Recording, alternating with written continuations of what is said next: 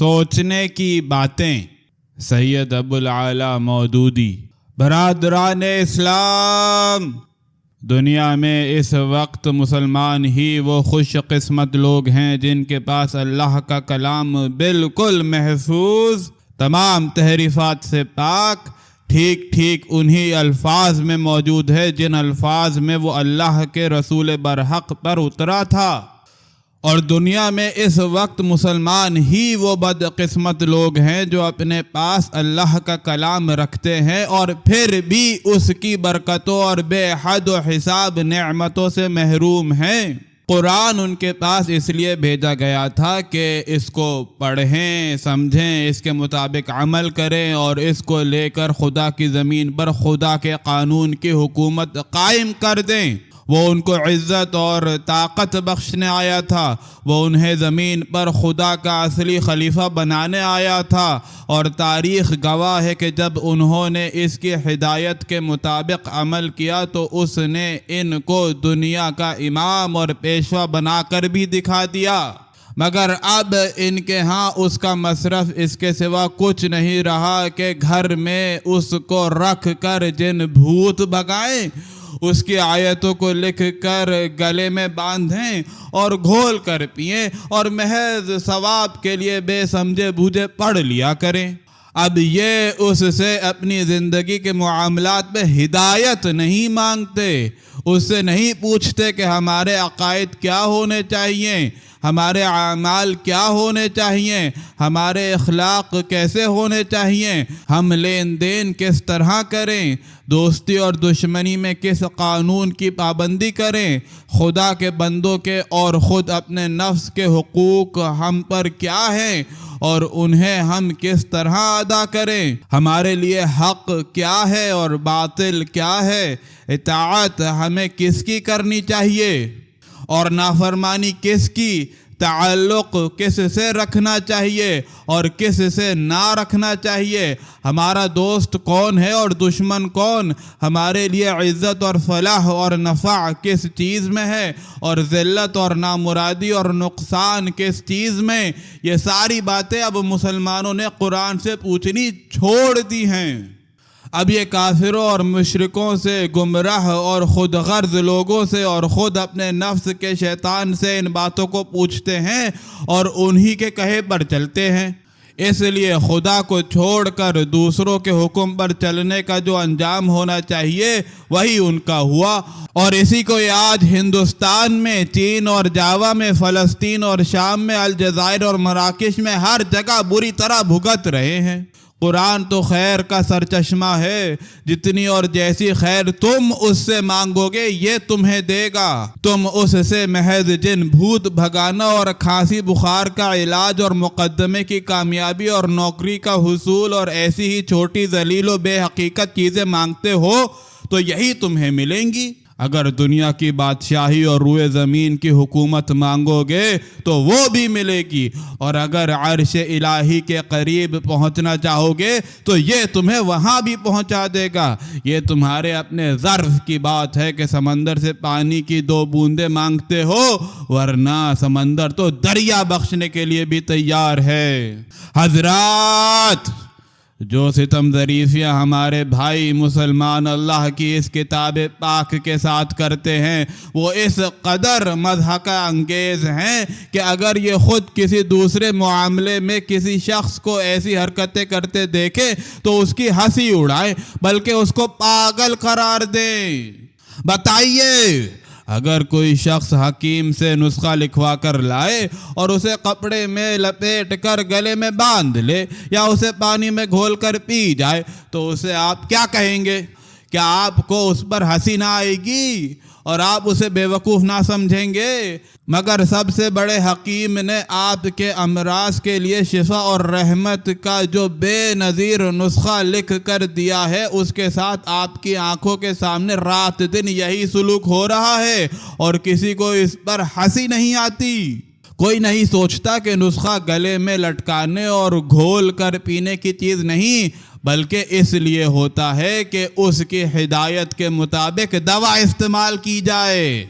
بتائیے، اگر کوئی شخص بیمار ہو اور علم طب کی کوئی کتاب لے کر پڑھنے بیٹھ جائے اور یہ خیال کرے کہ محض اس کتاب کو پڑھ لینے سے بیماری دور ہو جائے گی، تو آپ اسے کیا کہیں گے؟ کیا آپ نہ کہیں گے کہ بھیجو اسے پاگل خانے میں، اس کا دماغ خراب ہو گیا ہے؟ مگر شافعی مطلق نے جو کتاب آپ کے امراض کا علاج کرنے کے لیے بھیجی ہے، اس کے ساتھ لینے ہی سے تمام امراض دور ہو جائیں گے۔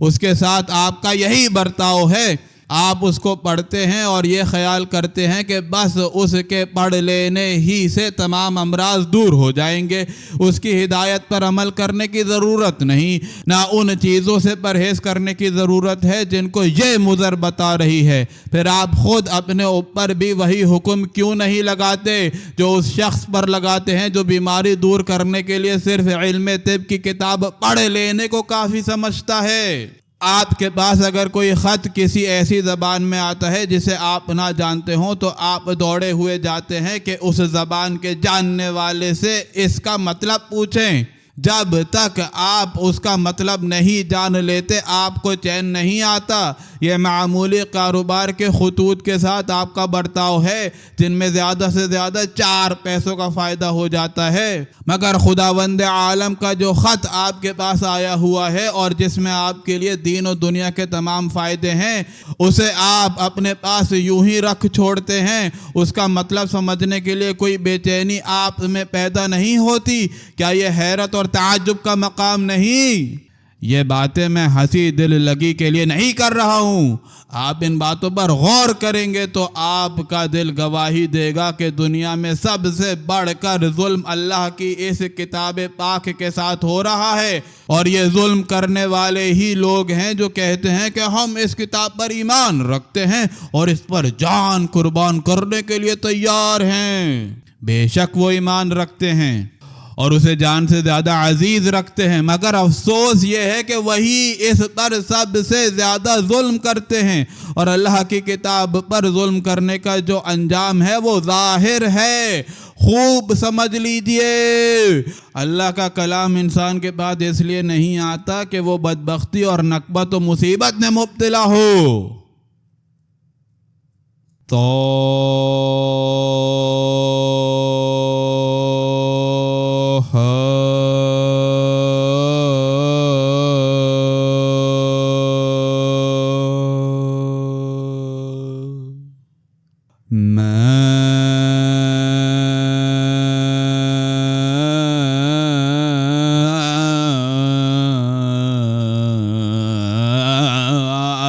أنزلنا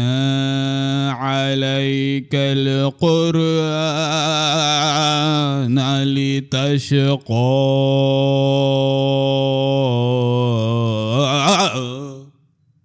طه، ہم نے یہ قرآن تم پر اس لیے نازل نہیں کیا ہے کہ تم مصیبت میں پڑ جاؤ۔ یہ سعادت اور نیک بختی کا سرچشمہ ہے، شقاوت اور بدبختی کا ذریعہ نہیں ہے۔ یہ قطعی ناممکن ہے کہ کوئی قوم خدا کے کلام کی حامل ہو اور پھر دنیا میں ذلیل و خوار ہو، دوسروں کی محکوم ہو، پاؤں میں روندی اور جوتیوں سے ٹھکرائی جائے، اس کے گلے میں غلامی کا پھندا ہو اور غیروں کے ساتھ میں اس کی باغیں ہوں اور وہ اس کو اس طرح ہانکیں جیسے جانور ہانکے جاتے ہیں۔ یہ انجام اس کا صرف اسی وقت ہوتا ہے جب وہ اللہ کے کلام پر ظلم کرتی ہے۔ بنی اسرائیل کا انجام آپ کے سامنے ہے۔ ان کے پاس تورات اور انجیل بھیجی گئی تھیں اور کہا گیا تھا وَلَوْ أَنَّهُمْ أَقَامُوا التَّوْرَاةَ وَالْإِنْجِيلَ وَمَا أُنزِلَ إِلَيْهِمْ مِنْ رَبِّهِمْ لَأَكَلُوا مِنْ فَوْقِهِمْ وَمِنْ تَحْتِ أَرْجُلِهِمْ۔ اگر وہ تورات اور انجیل اور ان کتابوں کی پیروی پر قائم رہتے جو ان کے رب کی طرف سے ان کے پاس بھیجی گئی تھیں تو ان پر آسمان سے رزق برستا اور زمین سے رزق ابلتا، مگر انہوں نے اللہ کی ان کتابوں پر ظلم کیا اور اس کا نتیجہ یہ دیکھا کہ وضربت عليهم الذلة والمسكنة وباءوا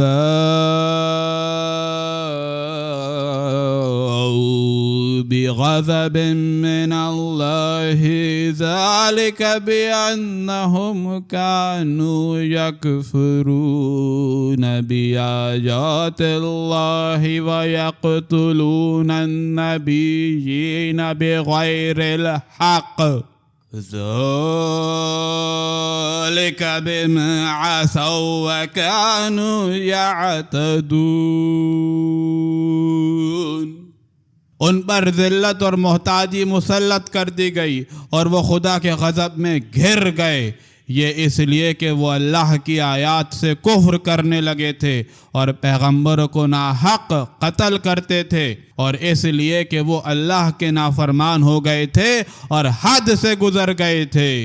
بس جو قوم خدا کی کتاب رکھتی ہو اور پھر بھی ذلیل و خوار اور محکوم و مغلوب ہو تو سمجھ لیجئے کہ وہ ضرور کتاب الہی پر ظلم کر رہی ہے، اور اس پر یہ سارا وبال اسی ظلم کا ہے۔ خدا کے اس غضب سے نجات پانے کی اس کے سوا کوئی صورت نہیں کہ اس کی کتاب کے ساتھ ظلم کرنا چھوڑ دیا جائے اور اس کا حق ادا کرنے کی کوشش کی جائے۔ اگر آپ اس گناہ عظیم سے باز نہ آئیں گے تو آپ کی حالت ہرگز نہ بدلے گی، خواہ آپ گاؤں گاؤں کالج کھول دیں اور آپ کا بچہ گریجویٹ ہو جائے اور آپ یہودیوں کی طرح سود خوری کر کے کروڑ پتی ہی کیوں نہ بن جائیں۔ حضرات، ہر مسلمان کو سب سے پہلے جو چیز جاننی چاہیے وہ یہ ہے کہ مسلمان کہتے کس کو ہیں اور مسلم کے معنی کیا ہیں۔ اگر انسان یہ نہ جانتا ہو کہ انسانیت کیا چیز ہے اور انسان و حیوان میں فرق کیا ہے تو وہ حیوانوں کی سی حرکات کرے گا اور اپنے آدمی ہونے کی قدر نہ کر سکے گا۔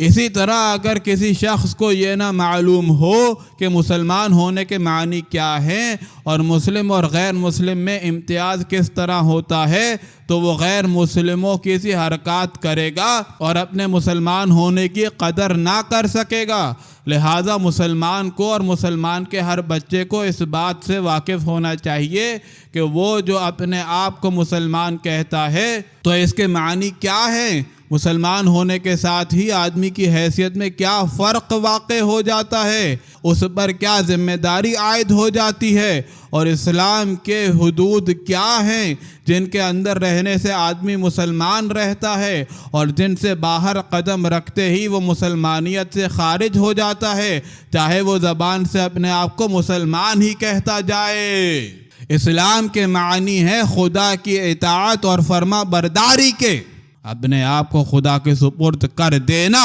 اسلام ہے۔ خدا کے مقابلے میں اپنی آزادی و خود مختاری سے دست بردار ہو جانا اسلام ہے۔ خدا کی بادشاہی و فرما روائی کے آگے سر تسلیم خم کر دینا اسلام ہے۔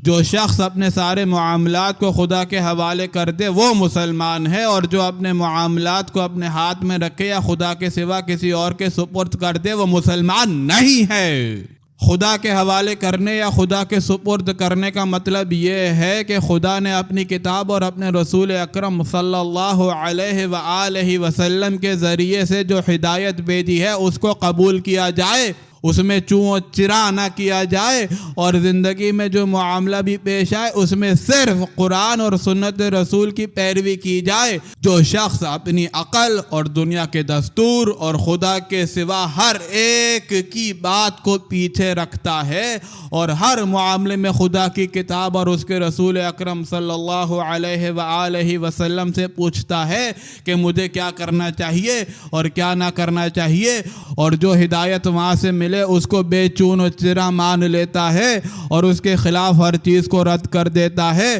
وہ اور صرف وہی مسلمان ہے، اس لیے کہ اس نے اپنے آپ کو بالکل خدا کے سپرد کر دیا، اور اپنے آپ کو خدا کے سپرد کرنا ہی مسلمان ہونا ہے۔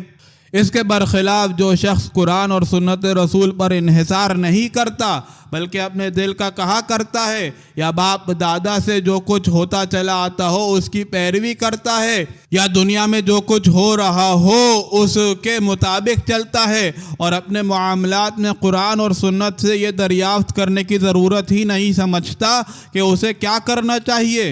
یا اگر اسے معلوم ہو جائے کہ قرآن و سنت کی ہدایت یہ ہے اور پھر وہ اس کے جواب میں کہتا ہے کہ میری عقل اسے قبول نہیں کرتی اس لیے میں اس بات کو نہیں مانتا، یا باپ دادا سے تو اس کے خلاف عمل ہو رہا ہے لہٰذا میں اس کی پیروی نہ کروں گا،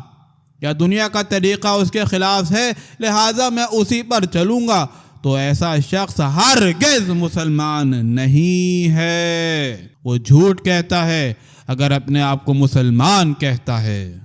آپ جس وقت کلمہ لا الہ الا اللہ محمد الرسول اللہ پڑھتے ہیں اور مسلمان ہونے کا اقرار کرتے ہیں اسی وقت گویا آپ اس بات کا اقرار کرتے ہیں کہ آپ کے لیے قانون صرف خدا کا قانون ہے، آپ کا حاکم صرف خدا ہے، آپ کو اطاعت صرف خدا کی کرنی ہے، اور آپ کے نزدیک حق صرف وہ ہے جو خدا کی کتاب اور اس کے رسول صلی اللہ علیہ وآلہ وسلم کے ذریعے سے معلوم ہو۔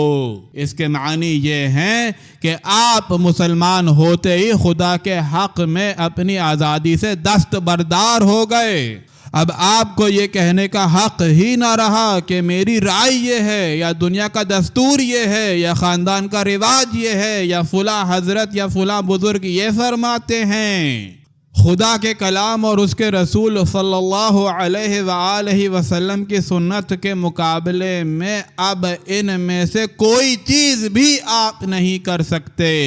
اب آپ کا کام یہ ہے کہ ہر چیز کو قرآن اور سنت کے سامنے پیش کریں، جو کچھ اس کے مطابق ہو قبول کریں اور جو اس کے خلاف ہو اسے اٹھا کر پھینک دیں، خواہ وہ کسی کی بات اور کسی کا طریقہ ہو۔ اپنے آپ کو مسلمان بھی کہنا اور پھر قرآن و سنت کے مقابلے میں اپنے خیال یا دنیا کے دستور یا کسی انسان کے قول یا عمل کو ترجیح دینا، یہ دونوں ایک دوسرے کی ضد ہیں۔ جس طرح کوئی اندھا اپنے آپ کو آنکھوں والا نہیں کہہ سکتا اور کوئی نکٹا اپنے آپ کو ناک والا نہیں کہہ سکتا، اسی طرح کوئی ایسا شخص اپنے آپ کو مسلمان بھی نہیں کہہ سکتا جو اپنی زندگی کے سارے معاملات کو قرآن اور سنت کا تابع بنانے سے انکار کرے اور خدا اور رسول اکرم صلی اللہ علیہ وآلہ وسلم کے مقابلے میں اپنی عقل یا دنیا کے دستور یا کسی انسان کے قول و عمل کو پیش کرے۔ جو شخص مسلمان نہ رہنا چاہتا ہو اسے کوئی مسلمان رہنے پر مجبور نہیں کر سکتا، اسے اختیار ہے کہ جو مذہب چاہے اختیار کرے اور اپنا جو نام چاہے رکھ لے، مگر جب وہ اپنے آپ کو مسلمان کہتا ہے تو اس کو خوب سمجھ لینا چاہیے کہ وہ مسلمان اسی وقت تک رہ سکتا ہے جب تک وہ اسلام کی سرحد میں رہے۔ خدا کے کلام اور اس کے رسول اکرم صلی اللہ علیہ وآلہ وسلم کی سنت کو حق اور صداقت کا معیار تسلیم کرنا اور اس کے خلاف ہر چیز کو باطل سمجھنا اسلام کی سرحد ہے۔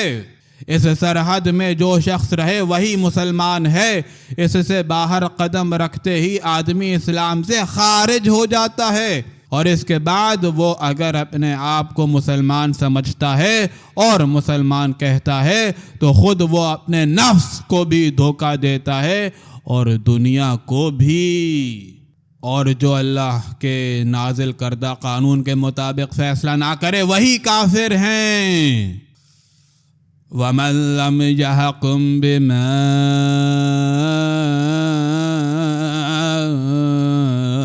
أَنزَلَ اللَّهُ فَأُولَٰئِكَ